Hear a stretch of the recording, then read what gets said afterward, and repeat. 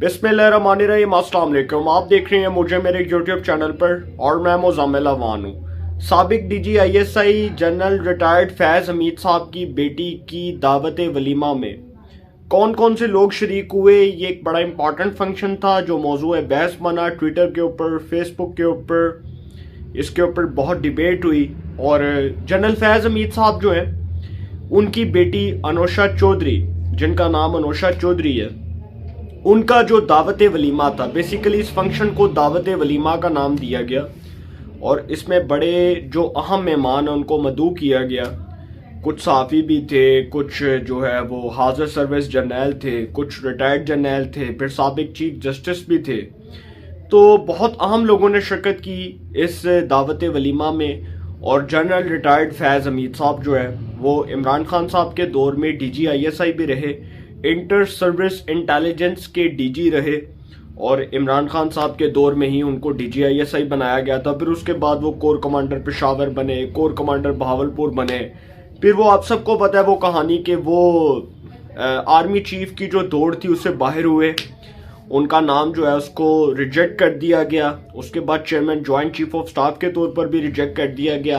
अप्रैल में, इस साल अप्रैल में जनरल रिटायर्ड फैज़ हमीद साहब ने बतौर कोर कमांडर बहावलपुर रिटायर होना था, लेकिन वो वक्त से पहले रिटायर हो गए। दिल बर्दाश्ता हो गए कि ना वो आर्मी चीफ बन सके, ना वो chairman joint chief of staff बन सके। तो अब ये जो सारी बातें हैं, जो बड़ी इंपॉर्टेंट डेवलपमेंट है जी, इसमें मैं आपको एक बात बताता चलूँ कि जनरल फैज़ हमीद साहब की जो साहिबजादी हैं उनके दावत वलीमा में बहुत आम शख्सियात ने शिरकत की। जनरल रिटायर्ड कमर जावेद बाजवा, साबिक आर्मी चीफ, उन्होंने शिरकत की। आफ्ताब इकबाल साहब एंकर पर्सन वो आए, साबिक चीफ जस्टिस मियाँ साकिब निसार साहब, वज़ीर आज़म आज़ाद कश्मीर सरदार तनवीर इलियास साहब, उसके बाद मुस्लिम लीग नून के सेनेटर मुशाहिद हुसैन सैयद साहब, बहुत अहम लोगों ने शिरकत की। शाह महमूद कुरैशी साहब थे। उसके बाद जो है वो इस किस्म के बहुत से वेल एजुकेटेड लोग, बड़े हाई प्रोफाइल लोग उस शादी में, उस दावत वलीमा में शरीक थे। लेकिन उस दावत वलीमा में इमरान खान साहब शरीक नहीं थे। इमरान खान साहब जिन्होंने अपने वक्तों में जनरल फैज़ हमीद साहब को, जनरल रिटायर्ड फैज़ हमीद साहब को अपना वकील मुकर्रर किया था, जो उनकी वकालत किया करते थे, जो इमरान खान साहब को सपोर्ट करते थे, जो इमरान खान साहब की मदद किया करते थे, इमरान खान साहब के सहूलतकार के तौर पर उनके लिए काम कर रहे थे, वो उस दावत वलीमा में शरीक नहीं थे। और सब ने इस बात पर बड़े सवालात उठाए कि क्या इमरान खान और जनरल रिटायर्ड फैज़ हमीद साहब के दरमियान कोई इख्तलाफात पैदा हो चुके हैं। तो सर मैं आपको एक बात बताता चलूँ कि इमरान खान साहब जो हैं वो वक्त के साथ चलते हैं। जिस भी इंसान के साथ चलते हैं वो सिर्फ अपने वक्त के साथ चलते हैं और वो वक्त की तब तक कदर करते हैं जब तक उनको किसी से काम होता है। उसके बाद इमरान खान साहब उस बंदे को टिश्यू पेपर की तरह इस्तेमाल करके, वेस्ट करके फेंक देते हैं और इमरान खान साहब का जब मतलब पूरा होता है तो उसके बाद तू कौन थे मैं कौन, फिर इमरान खान साहब जो है इस बात पर कोई कान नहीं धरते। तो इमरान खान साहब जो है जी, उन्होंने जनरल रिटायर्ड फैज़ हमीद साहब की साहिबजादी के दावत वलीमा में शिरकत नहीं की और बहाना ये बनाया गया कि जी चूंकि उनकी टांग पर गोली लगी हुई है तो वो चल नहीं सकते और वो चल कर नहीं आ सकते, लिहाजा जी वो नहीं आ सके। लेकिन मैं आपको एक बात बताता चलूँ कि जब जाना होता है ना इमरान खान साहब ने, तो वो वहाँ पर पहुँच भी जाते हैं।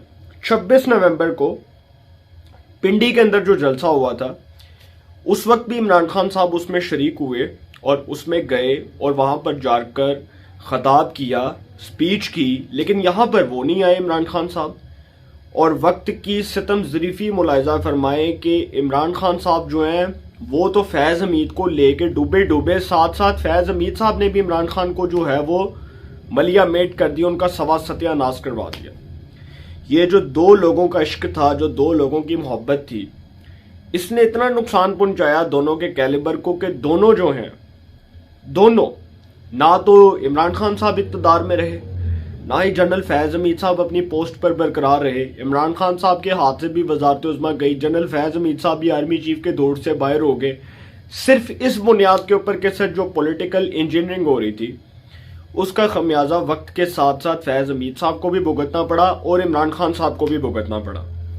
अब इस दावत वलीमा में जो अनोशा चौधरी फैज़ हमीद साहब की साहिबजादी हैं, उनकी दावत वलीमा में जनरल रिटायर्ड कमर जावेद बाजवा, जो भी हाल ही में रिटायर हुए हैं आर्मी चीफ की पोस्ट से, आर्मी चीफ के ओहदे से, वो उस दावत वलीमा में शरीक थे। आप देख सकते हैं कि बड़ा हाई प्रोफाइल उनको बड़ा उनके बारे में खबरें आई और बड़ा हाई प्रोफाइल समझा जाता है। अब तक उनको पाकिस्तान के पॉलिटिकल सिस्टम की जितनी भी खबरें हैं, पाकिस्तान के सियासी निज़ाम से मुंसलिक जितनी भी खबरें हैं, उसमें जनरल रिटायर्ड कमर जावेद बाजवा का नाम ना हो, ये हो नहीं सकता।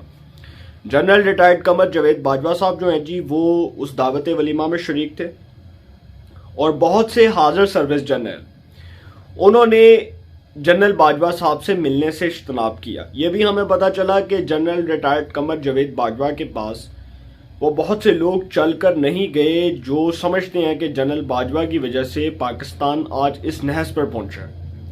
बहुत से लोगों ने उनसे सलाम करने से इज्तनाब किया, मिलने से इज्तनाब किया, अवॉइड किया कि किसी तरह से जनरल बाजवा से अवॉइड किया जाए। और जनरल रिटायर्ड कमर जावेद बाजवा भी थे। साकिब निसार साहब, साबिक चीफ जस्टिस ऑफ पाकिस्तान, वो भी इस दावत वलीमा में शरीक थे। अच्छा, ये जो दावत वलीमा है, इसमें बेसिकली पाकिस्तान तहरीक इंसाफ से ताल्लुक़ रखने वाले जितने भी उनके सपोर्टर्स हैं, जितने भी उनके अरकान असेंबली हैं, जितने भी उनके चाहने वाले हैं, वो ज़्यादातर तादाद उन्हीं की थी। और मैं उन लोगों के नाम नहीं लेना चाहता, उन सहाफ़ियों के तो बिल्कुल नहीं नाम लेना चाहता जो इस दावत वलीमा में शरीक थे। खैर, हर किसी का अपना एक पॉइंट ऑफ व्यू होता है और अगर कोई किसी से इख्तलाफ करता है तो वो नज़रियाती इख्तलाफ कर सकता है और वो असूली इख्तलाफ कर सकता है, लेकिन वो हम किसी पर तनकीद बिला जवाज़ तनकीद नहीं कर सकते, बिला वजह तनकीद नहीं कर सकते कि जी वो ख़राब है या उसके अंदर ये क्वालिटीज़ नहीं है, ये खामी है, ये खूबियाँ नहीं हैं। हर बंदे का अपना एक सियासी पॉइंट ऑफ व्यू है, उस पर हमें कोई इख्तलाफ नहीं है। लेकिन जी, एक बड़ी इंपॉर्टेंट खबर जो मैंने आपको बताई कि जर्नलों ने जनरल रिटायर्ड कमर जावेद बाजवा से मिलने से इज्तनाब किया। अब इस दावत वलीमा में chairman joint chief of staff भी मौजूद थे, शमशाद मिर्ज़ा साहब भी थे, उसके बाद lieutenant general retired Asim Salim Bajwa साहब भी मौजूद थे, वो जो साबिक DGISPR रहे, वो भी मौजूद थे। बहुत से लोग जी इसमें मौजूद थे। इमरान खान साहब के हवाले से भी मैंने आपको बताया। और वक्त की सितम ज़रीफ़ी मुलाहिज़ा फरमाएं कि फैज़ हमीद साहब जो हैं, वो जिस इमरान खान साहब से बेलौस मोहब्बत करते थे, जिस इमरान खान साहब के जो इमरान खान साहब के साथ उनका एक आप समझ लें याराना था, देरीना दोस्ती थी, सर वक्त ऐसा आ गया कि दोनों एक दूसरे के लिए तबाही और बर्बादी का सबब बने। दोनों एक दूसरे के लिए तबाही और बर्बादी का सबब साबित हुए, बल्कि अब ये कहे तो ज़्यादा बेहतर है। और दोनों ने एक दूसरे को इस नहज पर लाने में कोई कसर नहीं छोड़ी। फैज़ हमीद साहब जो हैं वो भी जिस तरह गए आप सबको पता है, इमरान खान साहब जिस तरह वजारत उज़्मा से हाथ धोकर बैठे वो भी सबको पता है। सारी कहानियाँ, सारी कारस्तानियाँ खुल रही हैं, क्या क्या होता रहा, किस किस तरह होता रहा। और अब इमरान खान साहब का बेसिकली वो कहते हैं ना कि मतलब निकल गया, फिर इक़्तिदार गया, फिर देख लिया कि जी अब फैज़ हमीद किसी काम का नहीं, फैज़ हमीद ने देख लिया इमरान खान किसी काम का नहीं, तो चलो जी खड़ा लाइन फारग। उन्होंने भी फारग करा दिया, उन्होंने भी फारग करा दिया। वरना तो जो इनकी दोस्ती थी, जो मोहब्बत थी, और जो दोस्ती मोहब्बत में बदली, जो दोस्ती मोहब्बत के रिश्ते में तब्दील हुई, सर वो बयान करना बड़ा नामुमकिन है। इसलिए क्योंकि वो जो मोहब्बत थी उसकी असल वजह ये थी कि मैं वज़ीर-ए-आज़म बनांगा, फिर वज़ीर-ए-आज़म बनांगा, तो तू जो वज़ीर-ए-आज़म बनेगा तू मैनू आर्मी चीफ ला देंगा, तो फिर जो मैं आर्मी चीफ बनांगा मैं अपनी मर्जी की तैनातियां करांगा, तो जो तू वज़ीर-ए-आज़म बनेगा तू अपनी मर्जी के अफसरान लाएंगा। असल वजह ये थी सर। सारी मोहब्बत की कहानी जो है ना, उसका कंक्लूजन ये है, उसका जो इख्तिताम है वो ये है कि सिर्फ अपना मतलब था। इमरान खान साहब को अपना मतलब था, फैज़ हमीद साहब को अपना मतलब था, दोनों को अपने अपने मतलब थे और दोनों का जो मतलब है वो पूरा नहीं हो सका। और उसके बाद खैर दोनों जो हैं वो फारिग हो गए। बड़ी इंपॉर्टेंट बात यह है कि इस दावत वलीमा में मौजूदा army chief general Asim Munir साहब मौजूद नहीं थे। इस दावत वलीमा में मौजूदा DGISI मौजूद नहीं थे। इस दावत वलीमा में जनरल नदीम अंजुम साहब मौजूद नहीं थे। ये एक बड़ा एक सवालिया निशान लम्हा फिक्री है कि ऐसी क्या ख़ास बात है कि ये सारे जो हैं ये एक दूसरे के कॉलीग्स ही थे ना। जनरल बाजवा जब आर्मी चीफ थे तो उस वक्त आसिम मुनीर साहब, फैज़ हमीद साहब, शमशाद मिर्ज़ा साहब, अज़हर अब्बास साहब, ये जितने भी लोग हैं ये सारे उस टाइम साथ साथ थे, सबकी आपस में दोस्तियां थी। जनरल आमिर भी साथ थे। तो बड़ा एक सवालिया निशान लगा इस बात के ऊपर कि जनरल आसिम मुनीर साहब जो मौजूदा आर्मी चीफ हैं वो इस दावत वलीमा में शरीक नहीं थे। उसके बाद जनरल नदीम अंजुम साहब इस दावत वलीमा में शरीक नहीं थे। सर उसकी वजह यह है कि जनरल फैज़ हमीद साहब जो है ना, वो किसी सूरत ये नहीं चाहते थे कि जनरल आसिम मुनीर साहब आर्मी चीफ बने और वो आर्मी चीफ की दौड़ में आए।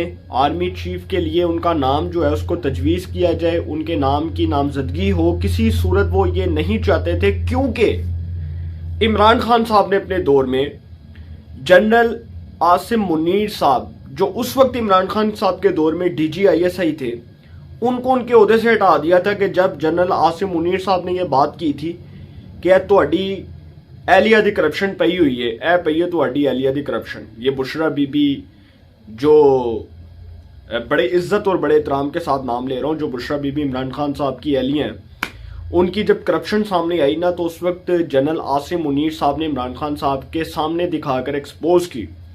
तो इमरान खान साहब ने उनको बतौर DGISI के ओहदे से हटाकर उनको किसी और जगह पर कर दिया और उसके बाद जनरल फैज़ हमीद साहब को बतौर DGISI अपॉइंट कर दिया।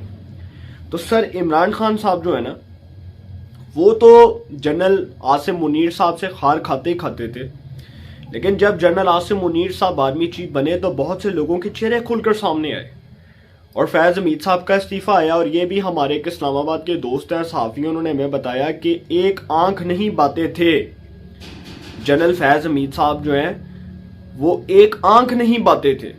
तो जनरल फैज़ हमीद साहब नहीं चाहते थे कि वो किसी सूरत जनरल आसिम मुनीर साहब को सलाम करें, उनको सलूट करें या उनके सामने खड़े होकर झुककर उनको सलाम करें, क्योंकि जब जनरल बाजवा ने अपनी स्टिक पकड़ाई, अपनी स्टिक हाथ में थमाई जनरल आसिम मुनीर साहब के, तो जनरल आसिम मुनीर साहब जब आर्मी चीफ बन चुके थे, जब उनके नाम की नामजदगी हो गई, जब वो परेड हो रही थी, तो उस वक्त जनरल बाजवा के जो तासुरात थे वो भी आपके सामने थे, सब कुछ आपके सामने था।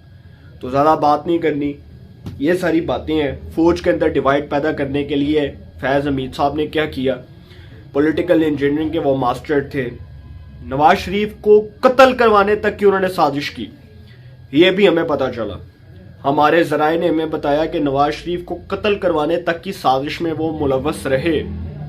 नवाज शरीफ जब सर्विसेज हॉस्पिटल में जब वो वहाँ पर उनका जब इलाज हो रहा था, आई थिंक जब उनको वहाँ पर किया हुआ था, दाखिल किया हुआ था, तो उस वक्त भी हमें ये पता चला कि उस वक्त भी ये सारी कोशिशें हो रही थी, ये प्लानिंग्स हो रही थी और नवाज शरीफ को मरवाने के लिए ये सारा कुछ किया जा रहा था। और इमरान खान साहब का ऑर्डर था कि नवाज शरीफ जो है वो किसी सूरत जिंदा ना बचे, नवाज शरीफ को मरवा दो।